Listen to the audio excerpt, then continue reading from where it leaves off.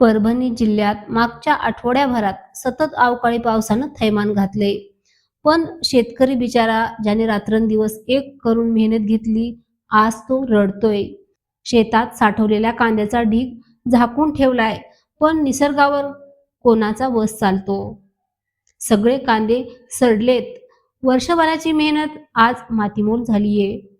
हा तोच कांदा आहे जो बाजारात 50 रुपयांनी विकला जातो. पण शेतकऱ्याला त्याचं काहीच मिळत नाही. आता जूनमध्ये खरीपाची पेरणी करायची आहे. ती पैशाशिवाय कशी करणार? शेतकऱ्यांचं दुःख कोण समजून घेणार?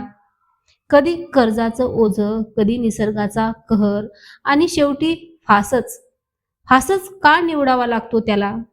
जर खरंच तुमच्या मनात शेतकऱ्यांसाठी थोडीशीही सहवेदना असेल, हा व्हिडिओ शेअर करा, कमेंट करा, तुमच्या भावना मोकळ्या करा. शेतकऱ्यांचं दुःख फक्त पावसाचं नाही, तर आपल्या दुर्लक्षाचंही आहे. पाहू शकताय कांद्याचा ढीग आहे हा. पावसाने आज 8-10 दिवस झालं पाऊस चालू आहे. कांद्याची अवस्था खूप बिकट झालेली आहे. शेतकऱ्यांची अवस्था पण खूप बिकट आहे.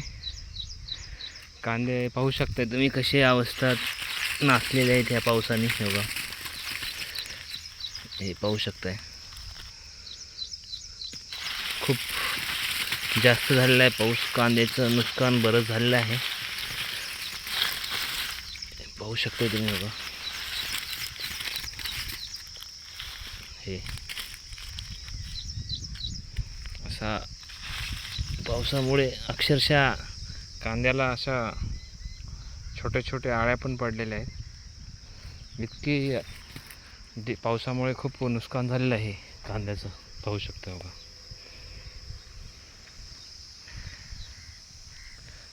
1.5 एकर कांदा होता हा.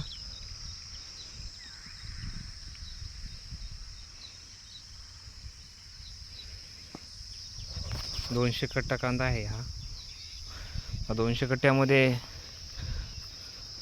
किती चांगला निघेल किती खराब निघेल काही सांगू शकत नाहीत.